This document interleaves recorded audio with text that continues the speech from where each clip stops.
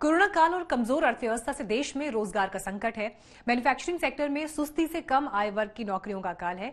PLI के जरिए सरकार रोजगार के नए मौके पैदा करने का दावा कर रही है, लेकिन लो स्किल्स जॉब दिलाने वाली मैन्युफैक्चरिंग यूनिट्स की अनदेखी बेरोजगारी को बढ़ा रही है।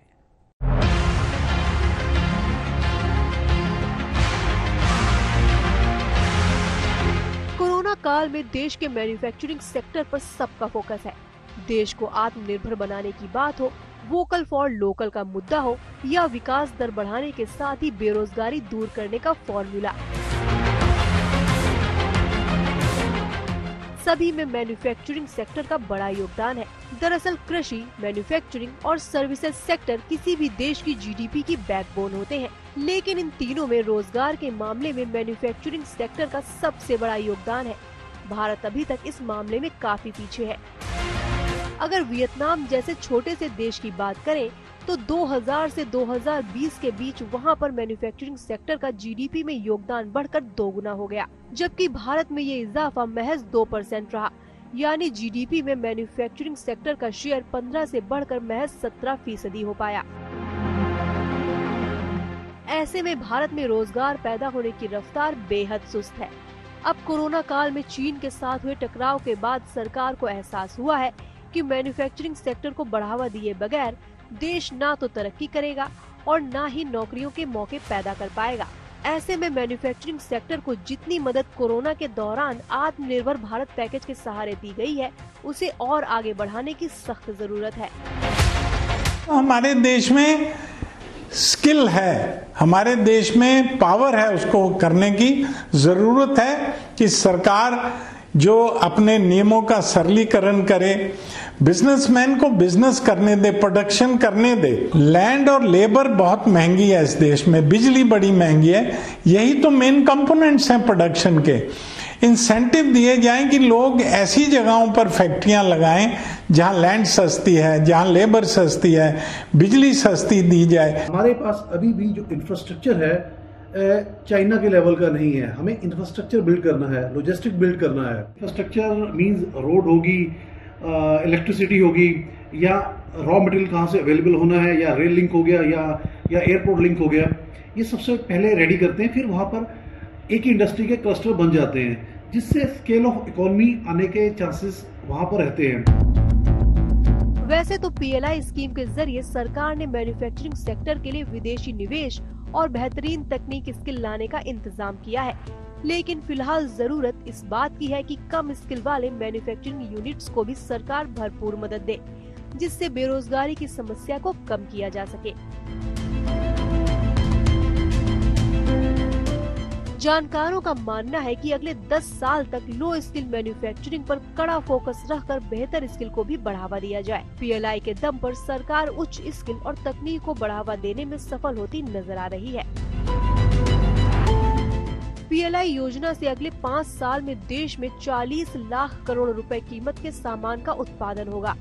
इससे विदेशी निवेश बढ़ेगा, निर्यात बढ़ेंगे और रोजगार के भी दोगुना होने की उम्मीद है। पीएलआई योजना के तहत सरकार अगले 5 साल में करीब 2 लाख करोड़ के इंसेंटिव्स देने के लिए तैयार है।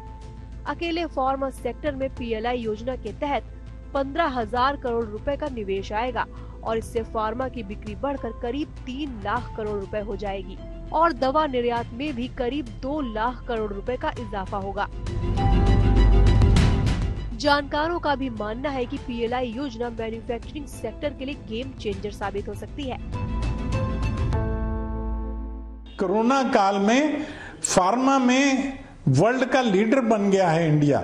इसी तरह इलेक्ट्रॉनिक्स, क्योंकि इलेक्ट्रॉनिक्स हमारी फॉरेन करेंसी का ड्रेन आउट, पेट्रोलियम के बाद सबसे ज्यादा ड्रेन आउट इलेक्ट्रॉनिक कंपोनेंट और आइटम्स इंपोर्ट करने में होता है। सरकार इस पे बहुत ध्यान दे रही है और हमें आशा है कि आने वाले 5 साल में हम विश्व के एक सबसे अग्रणी मैन्युफैक्चरिंग हब बनेंगे। चाइना के बाद एशिया के अंदर हम ही सबसे बड़े कंट्री में आ जाते हैं और हमारे पास मैन फोर्स भी है हमारे पास। तो ये भी तो मुझे लगता है कि गवर्नमेंट की भूमिका इस समय काफ़ी स्ट्रॉन्ग होनी चाहिए मैन्युफैक्चरिंग सेक्टर के लिए, क्योंकि आप ये बोल सकते हो कि जो हमें ये अपॉर्चुनिटी मिली है, ये अपॉर्चुनिटी कभी कभी मिलती है। सरकार की इस योजना में फिलहाल लो स्किल मैन्युफैक्चरिंग को लेकर ज्यादा आक्रामक रुख नजर नहीं आता, जबकि देश में स्किल और रोजगार के मौजूदा हालात को देखते हुए इस पर खास ध्यान देने की जरूरत है। इसी से विकास दर और रोजगार दोनों में तेजी आ सकती है।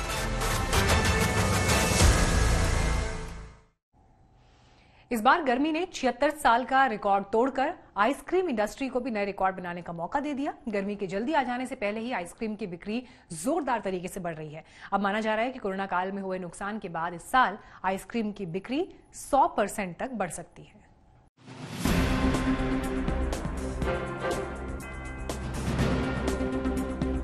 होली के बीतने के साथ ही गर्मी ने अपने तपिश का एहसास कराना शुरू कर दिया है। 30 मार्च को 76 साल में मार्च का सबसे गर्म दिन रहा। अचानक बढ़ी गर्मी से परेशानी होना तय है, लेकिन बीते साल लॉकडाउन की चपेट में आकर नुकसान उठाने वाले आइसक्रीम इंडस्ट्री के लिए ये गर्मी वरदान साबित होने जा रही है।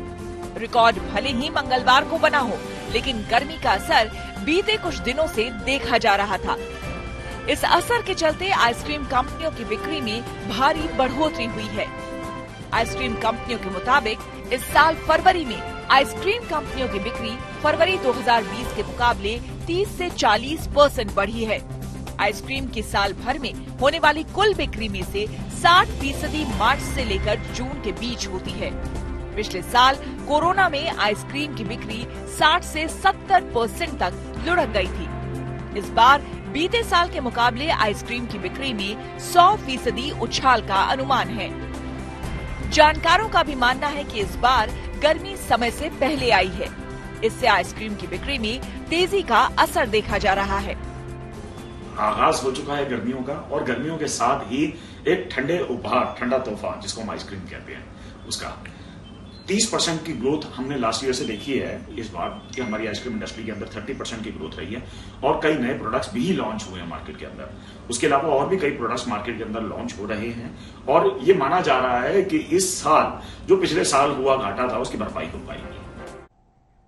बिजनेस आज तक में आज के लिए बस इतना ही। कारोबार जगत की हर खबर को तुरंत अपने मोबाइल पर पाने के लिए आप हमारा YouTube चैनल बिज तक भी सब्सक्राइब कर सकते हैं।